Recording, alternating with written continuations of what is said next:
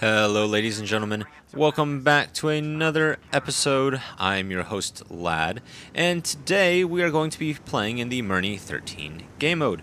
I'm going to be playing in the double, a heavy tank with a 2-round auto reloader, and I'm going to be pushing on and trying to knock out hard mode. Now, you might ask for a moment, why am I playing hard mode? And the answer, I suppose, is twofold.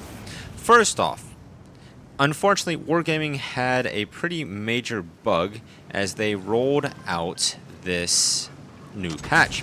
And what happened for a decent chunk of the player base is, at least in NA, is that players were locked out of their accounts. When they tried to remove or move around the Waffenträger crews, it seemed that anybody who had a decent chunk of leftover, perhaps from previous years, could not synchronize their personal data, and unfortunately, those players were just unable to move forward and log into their accounts until a micro patch launched just about a day ago. And so this is the first time I'm actually able to play on my main account and progress towards that tier 8 obsidian for myself. I've been playing on a backup account this entire time, and I'm really grateful that I'm able to play on my main account and get the rewards stored there. Now, the second reason, and perhaps the most relevant reason for you, the viewer, to play this hard difficulty, is it's way easier than playing the Nightmare difficulty. Nightmare difficulty is just a bear to play through, and you get much weaker and softer targets when you're playing here on the hard difficulty. And right there, you saw us just demolish in our double those softer and easier targets. With the double, you get an immense amount of burst damage because you get a double shot where you can shoot both of your shells at once, and you can ram. And so the double that we're playing here today is just fantastic at getting those early damage bursts. This thing is heavy, and it's got pretty solid armor, and when you couple that with your X ability that gives a speed boost and increases ramming damage, oh boy, can you do a lot in a game. Right here, our X ability is popping off. It's got a very, very quick recharge, and we're going to use it to burst into this corrupted, and we do a substantial amount of ramming damage to a tank that's not that light. We managed to get 981 damage straight into that Malachite, and we take very, very little in return. Now we're pushing forward, and one of my biggest tips is as the Immortal chases you, you should auto-aim at him. This allows your turret to face him, and hopefully you'll absorb a few shells because several of his rounds are going to end up hitting your turret, and they'll do about 100 or so damage instead of penetrating your rear, the back of your turret, for about 600 or 700. Now I'm pursuing on, I'm going forward, and I'm still worried about the Immortal behind me. Unfortunately, a bit of bad driving's going to ensure that I take an extra almost 400 damage from this Indian Panzer, and I've hung around here way too long. I get shot in the rear by the Immortal who's in pursuit. So that sucked, and I'm just going to cut my losses. I realize I'm not able to collect the Miriam off of that Indian Panzer. Let's just go to the Magnus. We're already down one tank, and we need to cap as quickly as possible. Right here, I've got all my abilities up online. I want to give a brief notice of why I took a shield in my 3 spot. I always recommend, no matter what tank, take the first 2 healing abilities. However, with this 3rd slot, one thing that the double really struggles with is it has slow mobility. It's probably the slowest or the second slowest tank in this game mode, and it just doesn't shoot shells quickly. It has 390 damage on its base shell. That's pretty strong. However, this is sort of offset by the fact you don't get many rounds out. Something like a Cerberus can shoot every 4 or 5 seconds, whereas this thing's going to take about 9 seconds to reload, and that's a real damper when you're dealing with small things like those suicidal, crazy kamikaze balls. And so if I come up on those suiciding enemies, I want to be able to deal with them in the best way I can, and shooting them is really not a very strong option. So I've got my 3 ability, If I just get swarmed, I'll pop the 3 ability. I can ram into the kamikaze balls, and I'll be able to keep myself safe and my teammates safe as well. Right here, I'm going in for a ram. I'm a little disappointed that somebody shot him because I would have very easily killed that tank on my own. However, you can't cry over dropped milk, and so we're gonna push forward and clean up a few kills this way. My wife is laughing at me because I'm terrible at using those common idioms, but you know what? I'm going to go with me, and you're probably going to get used to several missaid sayings. Right there, I'm a little frustrated because my team is pulling off heals, multiple heals in fact, and whenever you're using the team heal, you should try to hit everybody who's damaged or injured. Unfortunately for me, my team actually did end up popping those team heals, but just left me off on the outer edge, and so I don't get that off. You should know that your team heal ability, and I've got mine on my 2 key, is the strongest ability that you all have, because this allows you to do an immense amount of healing for everybody in the game and not just yourself. Anything that can boost your entire team is a major boost, and those kind of skills are going to be much more important than just individual skills and abilities that only help you. Now, right here, our double is going to make a pretty key mistake, and it's going to lead to him getting killed. You never, ever split from your team. Right here, our double went off on his own. He's now getting shot in the rear end by a Lost, and the Lost do a lot of damage. They got HE shells. They can do immense amounts of work against your rear end, and he's just getting blasted by his opponents. We're going to put in a double shell. Unfortunately, I'm going to have pretty poor marksmanship, and so right about now, we're going to start losing tanks. I get set on fire. The only way to heal a fire is to use your healing ability. And right here, I actually get a sandwich ram with my ally Malachite. We've lost 3 of our allies. This is a huge problem. Thankfully, TCBA is going to help me out, get a kill there. And as we're going forward, we've killed most of these tanks, and we still don't have enough Miriam for the Magnus. Now, we're 3 short, and so I'm going to back out just a little bit and make sure that I can get a double shell into the Corrupted. We bounce a shot. That's one thing the double is great at. It can bounce shells in just a way the light tanks cannot. And by the skin of our teeth, with just 12 Miriam remaining, we actually get the cap off, and we proceed to phase 3. Once again, we need to stick together. As we go forward, even if you disagree with whatever camp your allies are trying to pursue, no matter what, you've got to pursue the same camp together. Teams that split up die, both because they don't have enough HP to share betwixt them, and if you're attacking entire camps all together, that means all of your DPM is killing bots faster than they can damage you. That means bots are getting fewer shells out against you, and you've got a much better shot of surviving the encounters in front. Right here, unfortunately, we've had our Legio Ferrata just split off on his own. That's a pretty major issue for us because we've lost as a team 20% of our damage. And so I'm going to get pretty frustrated fighting here because I'm wondering, is this a winnable game at all? And I suppose only time will tell. We managed to clean up a little bit more damage as we go forward here. Thankfully, our Legio Ferrata does rejoin us, and here we take advantage of something the double can do that other tanks just simply can't. We have armor, and if we point the front of our whole armor towards the enemy, it's going to allow us to tank any HE shells they fire in our direction. That's something a Grenadier could not do. That's something that a Hornet would just be completely incapable of. Those light tanks have to run in fear of the lost T-49s in a way that our tank, because it has some armor, it can take a hit, just doesn't have to do. We're going to push forward, and I want you to take a look at this ram technique. I'm going to use my boost, but I get a glancing blow off on that first UDES, and then I power into the second kill with just abandon.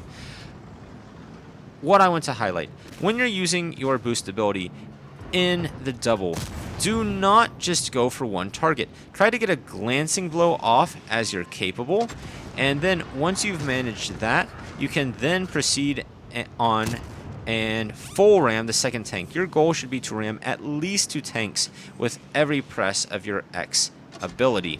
That allowed us not only to kill that UDES, we got 265 damage, we also got the full damage of that Alpha Waffenträger 4, and that was phenomenal. That's really boosting up what we are capable of doing in this replay.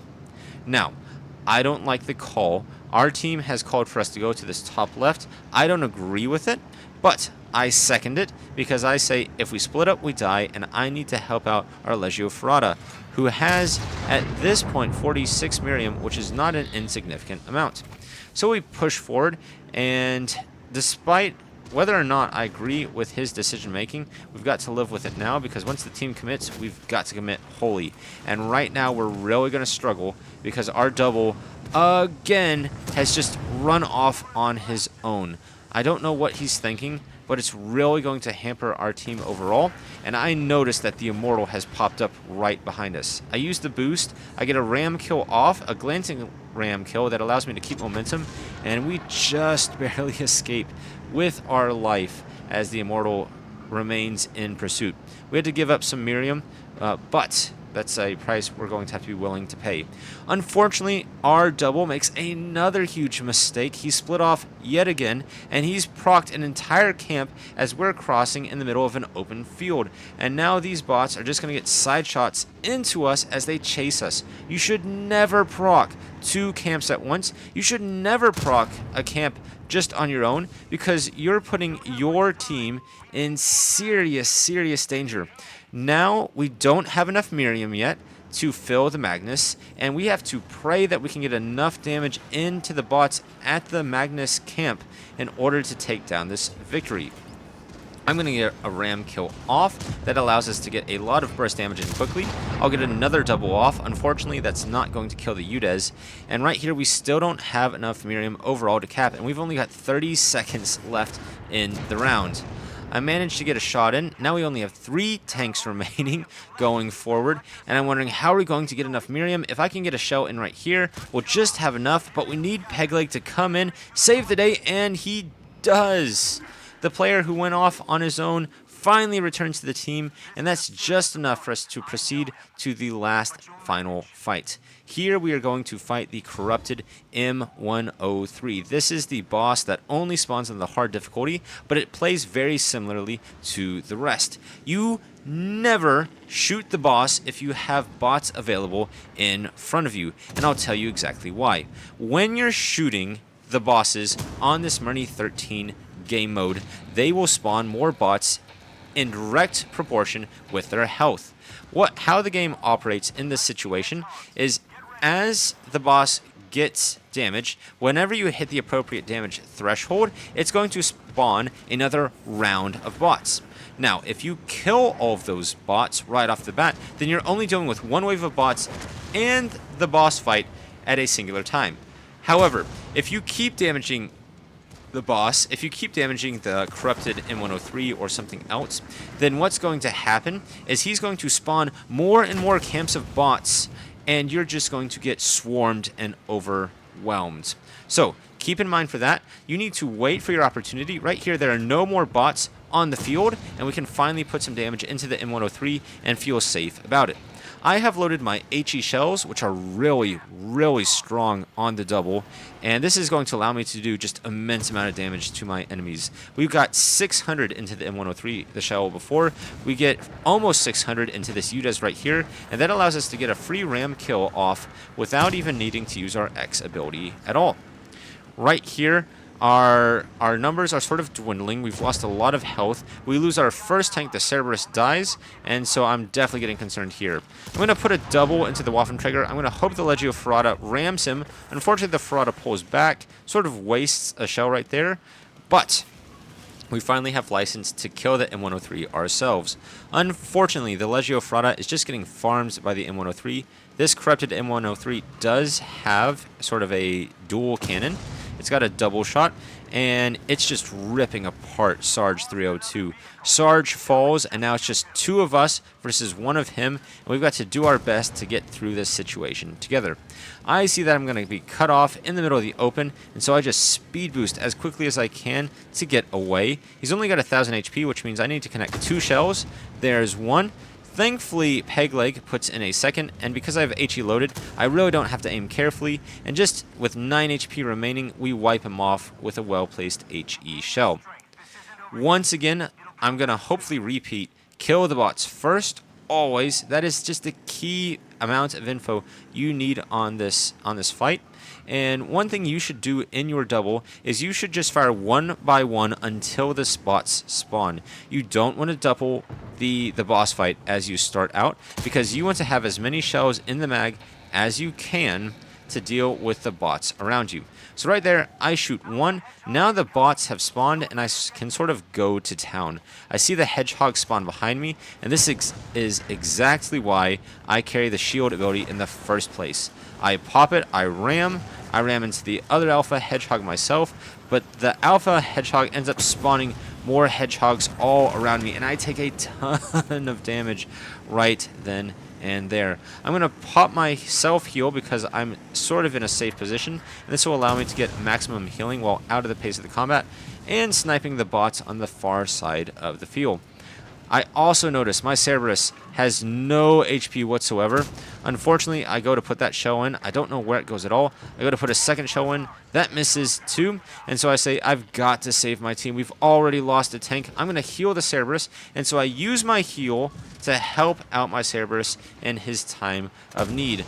Unfortunately, this is going to lead to just dire consequences because no armor isn't paying too much attention. Unfortunately, I bounce my shell. Poor marksmanship there. And before I can ram this Udez, he puts another round into my Cerberus, and I'm tracked in the open. This is really, really bad. I'm going to try to push out. I just barely managed to escape, but the M103 has mobility on me. He pushes forward, and I'm going to get tracked by the M103 in the middle of the open, and there's just nothing I can do. I used my heal ability on my team instead of myself. I'm a sitting duck. I take another shot, this time from an Alpha E50. I'm wondering how am I going to escape this hedgehog. The UI just derps out a bit, but I'm still a sitting duck for the E50 behind me. Now, we're going to watch TCBA try to make a heroic comeback. Spoiler warning, it's just not going to be possible. And here, I suppose, is my ending message. This game mode is really, really hard, and not all these games are winnable at the end of the day. You've got to do what's best. You've got to try to win as much as you can, but sometimes you're just going to lose in the random queue. And this is why it's a game mode that's way better suited to playing with friends. All right. And a quick look at the post-game results. We do end up first on the leaderboard. We've got 32,000 damage, almost 33,000 damage. We capped 486 Mirny, which is just an enormous amount. We killed 37 tanks, but at the end of the day, we were not able to carry this game. And I suppose my ending message is, you don't have to win all of these. This is a very, very difficult game mode, and if you're just playing in randoms, sometimes you won't have the teammates you need and the synergy you need to take down every round. However, I suppose the golden light at the end of this tunnel is that you still are collecting these keys, and if you play well on your own, you're going to have an opportunity to do a lot. We get 8 keys here for being first, and that's a pretty good reward. If we're able to get 8 keys per game going forward in this game mode, we're going to unlock that tier 8 premium, that obsidian, pretty quickly.